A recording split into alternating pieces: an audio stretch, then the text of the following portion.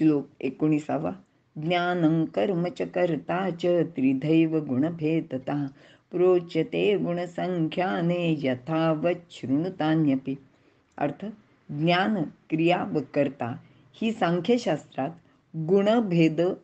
गुणभेदानेच 3 प्रकारची सांगितलेली आहेत. ती तू यथाशास्त्र श्रवण कर, असे भगवंत अर्जुनाला इथे सांगत आहेत. विवरण. अध्याय 17 मध्ये सत्व, रज आणि तम या 3 गुणांवर अधिष्ठित असे 3 प्रकार प्रत्येक गोष्टीचे भगवंतांनी सांगितले होते. त्याच अनुषंगाने येथे ज्ञान, कर्म व कर्ता यांचे 3 प्रकार भगवंत सांगत आहेत. गुणसंख्याने यामध्ये संख्यानचा अर्थ ज्ञान किंवा अभ्यास असा आहे. या अभ्यासात 3 वर्ग सांगितले आहेत. गुणसंख्यानशास्त्र म्हणजे कपिल सांख्यशास्त्र. यामध्ये असलेले वर्णन भगवंत अर्जुनाला जसेच्या तसे सांगत आहेत.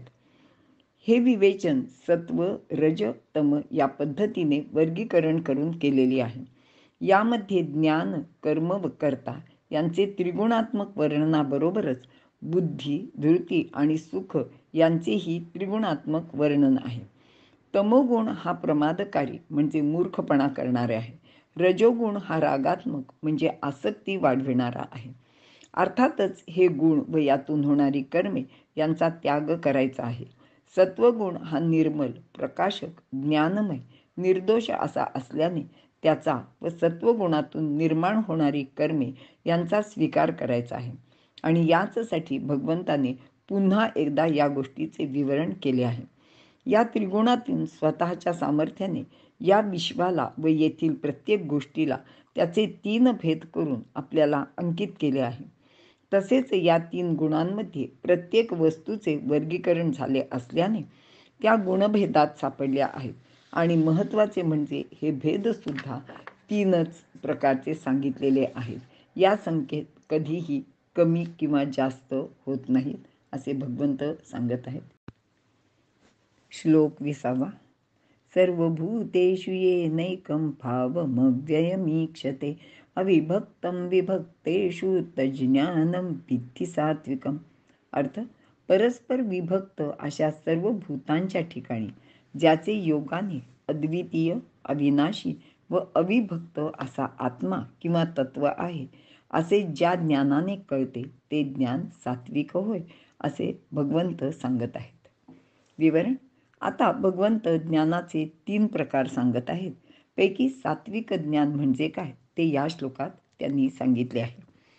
या विश्वामध्ये जी असंख्य भूते आहेत ती सर्वच्या सर्व भिन्न भिन्न प्रकारची आहेत. त्या सर्वांचे गुणधर्मसुद्धा भिन्न भिन्न आहेत. एकासारखे दुसरे नाही. तसेच हे सर्व नाशिवंत म्हणजे नष्ट पावणारे आहे. आणि असे असले तरी या भिन्नतेत अगर विविधतेमध्ये एक अविभक्त व अव्यय असे तत्व आहे.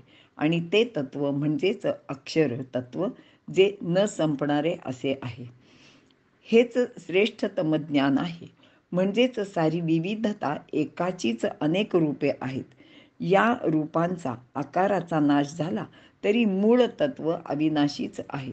हे कळणे फार मोलाचे आणि महत्त्वाचे असते.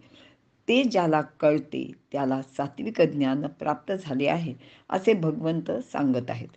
सर्व भूतांमध्ये समानतेने सामावलेले व अविनाशी असलेले तत्व हेच परमात्म तत्व आहे.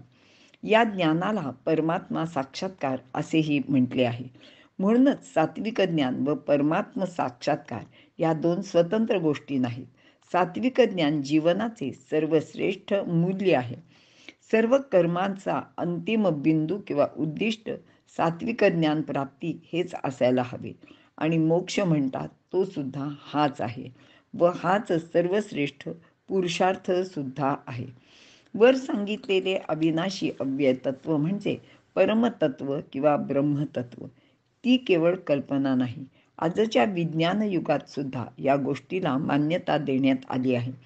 कारण एकच तऱ्हेचे परमाणू, प्रोटॉन, न्यूट्रॉन, इलेक्ट्रॉन सर्व चराचर विश्वात व्यापलेले आहेत. हे 3 कण ज्याने बनलेले आहेत ते म्हणजेच ब्रह्मतत्व होय. त्याने निर्माण केलेले आकाशतत्व सर्व वस्तुमात्रात व प्राणीमात्रात अविभक्तपणे बसलेले असते. हे सर्व जाणणे म्हणजेच ज्ञान प्राप्त करणे. असे सात्विक ज्ञान प्राप्त झाले की सात्विक कर्त्याचे सात्विक धृती व बुद्धीने निवडलेले कर्म ज्ञानातच परिणत होते. सात्विक कर्माचे आदी आणि अंती सात्विक ज्ञानच असते, कारण सात्विक कर्म एकात्मतेच्या स्थिर भावनेतून निर्माण होते व कर्मातून एकात्मतेचा साक्षात्कार व आनंदसुद्धा प्राप्त होतो, असे भगवंतांनी सांगितले आहे. इथे आपण थांबूया.